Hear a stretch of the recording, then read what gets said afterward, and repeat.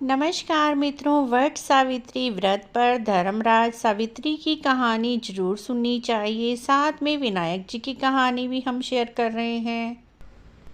एक वीडियो में हम दोनों कहानियां शेयर कर रहे हैं। पहली कहानी इस प्रकार है। भद्र देश के एक राजा थे जिनका नाम अश्वपति था। भद्र देश के राजा अश्वपति की कोई संतान नहीं थी। उन्होंने संतान की प्राप्ति के लिए कई प्रयास किए, लेकिन फिर भी उन्हें संतान न हुई। 18 वर्षों तक यही क्रम चलता रहा। इसके बाद सावित्री देवी उनकी यहाँ प्रकट हुई। यह एक तेजस्वी कन्या थी। राजा बहुत खुश हुए। सावित्री जी के जन्म पर कन्या की पत्री ज्योतिषियों को दिखाई गई। कन्या बहुत ही रूपवान थी और लेकिन उसके भाग्य में पति वियोग था। ज्योतिषों ने बताया और उसका कोई उपाय भी नहीं था। जैसे ही कन्या बड़ी हुई, पिता ने अपनी पुत्री के लिए सुयोग्य वर लाने के लिए कहा। कन्या को स्वयं वर तलाशने के लिए भेजा, क्योंकि ज्योतिषों के कहे अनुसार यदि सावित्री अपने मन भावन पति को तलाश कर शादी करेगी तो उसके भाग्य का वियोग टल सकता है। सावित्री तपोवन में भटकने लगी। वहाँ पर उसने एक देश के राजा धूम्रसेन रहते थे। उनका राज्य दुश्मनों ने छीन लिया था। उनके पुत्र सत्यवान को देखा। सत्यवान को देखकर सावित्री के मन में सत्यवान को पति के रूप में वरण करने की इच्छा हुई। ऋषिराज नारद को जब यह बात पता चली तो वह राजा अश्वपति के पास पहुँचे। कहा कि राजन, यह क्या कर रहे हैं आप? सत्यवान गुणवान है, धर्मात्मा है, बलवान भी है, परंतु इसकी आयु बहुत छोटी है। यह अल्प आयु है। 1 वर्ष के बाद ही इसकी मृत्यु हो जाएगी। ऋषिराज नारद की बात सुनकर राजा अश्वपति भी चिंता में डूब गए। लेकिन सावित्री ने जिद की कि मैं तो वर के रूप में उन्हें ही चुन चुकी हूँ और उनसे ही विवाह करूँगी। मैं अपने दृढ़ निश्चय के साथ अपने भाग्य को भी बदल सकती हूँ। सावित्री के इस दृढ़ निश्चय के सामने पिता को झुकना पड़ा। राजा अश्वपति ने सावित्री का विवाह सत्यवान से कर दिया। सावित्री अपने ससुराल पहुंचते ही सास ससुर की सेवा में लग गई। समय बीतता चला गया। नारद मुनि ने सावित्री को पहले ही सत्यवान की मृत्यु के दिन के बारे में बता दिया था।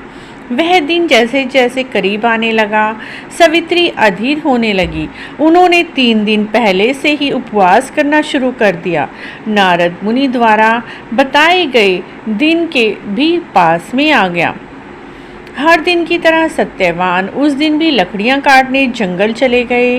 साथ में सावित्री भी गई। जंगल में पहुंचकर सत्यवान लकड़ियां काटने के लिए एक पेड़ पर चढ़ गए। तभी उनके सिर में बहुत तेज दर्द होने लगा। दर्द से व्याकुल सत्यवान पेड़ से नीचे उतर आए और सावित्री अपना भविष्य समझ गई। सत्यवान के सिर को गोद में रखकर सावित्री सत्यवान का सिर सहलाने लगी। तभी वहाँ यमराज आते दिखाई दिए। यमराज अपने साथ सत्यवान को ले जाने लगे। सावित्री भी उनके पीछे चल पड़ी।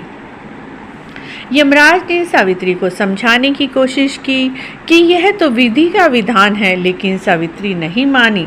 सावित्री की पतिव्रता और निष्ठा को देखकर यमराज ने सावित्री से कहा, हे देवी, तुम धन्य हो, मुझसे इसके बदले कोई भी वरदान मांगो। पहला वरदान सावित्री ने मांगा। सावित्री ने कहा कि मेरे सास ससुर वनवासी और अंधे हैं, आप उन्हें दिव्य ज्योति प्रदान करें। यमराज ने ऐसा ही कहा, जाओ, तुम्हारे सास ससुर को मैं दिव्य ज्योति प्रदान करता हूँ। लेकिन सावित्री अभी भी पति सत्यवान के पीछे पीछे चलने लगी। यमराज ने कहा, देवी, तुम वापस जाओ। सावित्री ने कहा, भगवान, मुझे अपने पति के पीछे पीछे चलने में कोई परेशानी नहीं है। पति के पीछे चलना ही मेरा कर्तव्य है। यह सुनकर उन्होंने फिर से उसे वर मांगने के लिए कहा। तब दूसरा वर सावित्री ने मांगा, सास ससुर का जो राज्य छीन लिया है वो उन्हें दोबारा मिल जाए। यमराज ने सावित्री को यह भी वरदान दे दिया और कहा, अब तुम लौट जाओ, लेकिन सावित्री पीछे पीछे चलती रही। यमराज ने सावित्री को तीसरा वरदान मांगने को कहा।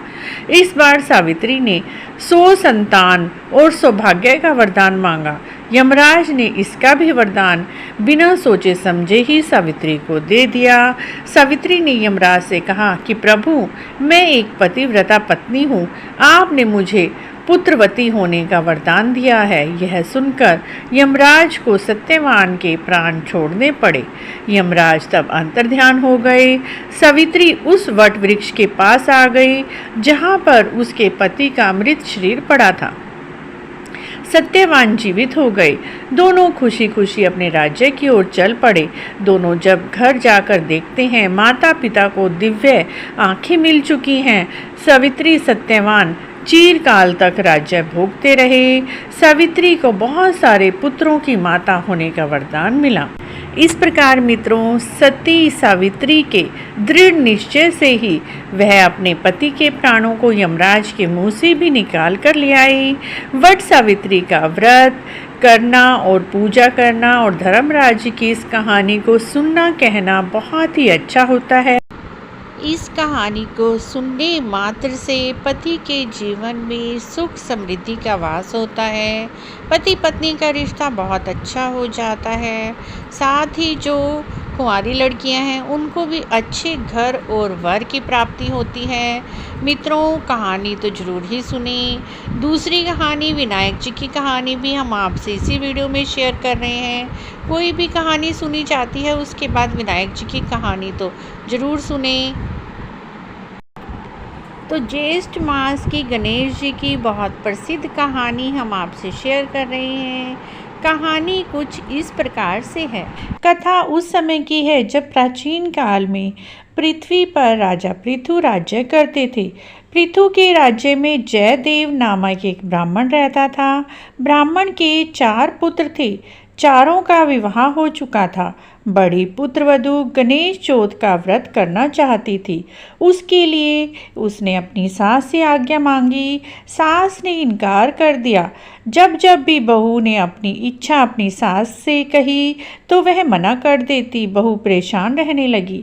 वह मन ही मन अपनी व्यथा गणेश जी को सुनाने लगी। बड़ी बहू का एक बहुत ही विवाह योग्य लड़का था। गणेश जी ने अप्रसन्न होकर बड़ी बहू के लड़के को चुरा लिया। घर में उदासी छा गई।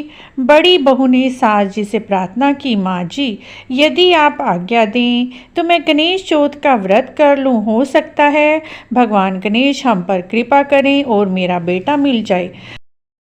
बुजुर्गों को अपने पोता पोतियों से बहुत ही स्नेह रहता है, तो उन्होंने उसे आज्ञा दे दी। बहू ने गणेश चौथ का व्रत किया।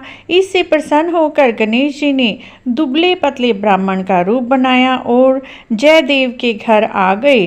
सास और बहू ने बड़ी श्रद्धा और प्रेम भाव के साथ उन्हें भोजन कराया। गणेश जी ने उन पर कृपा की और ब्राह्मण का वेश बनाया। उनके आशीर्वाद से बड़ी बहू का पुत्र घर लौट आया। अब तो सभी गणेश चौथ की व्रत करने लगे। मित्रों, वट सावित्री व्रत पर ये दोनों कथा एक साथ जरूर सुने, जिससे बहुत अधिक शुभ फलों की प्राप्ति होती है। भगवान गणेश जी का और त्रिदेवों का आशीर्वाद मिलता है। अटल सुहाग मिलता है। सौभाग्य में वृद्धि होती है। आप भी फ्रेंड्स 30 मई 2022 वट सावित्री व्रत में ये दोनों कहानियाँ ज़रूर सुने। आपको ये कहानियाँ कैसी लगी, अच्छी लगी है तो चैनल को ज़रूर सब्सक्राइब करें, लाइक करें, शेयर करें, कमेंट भी ज़रूर करें। राधे राधे।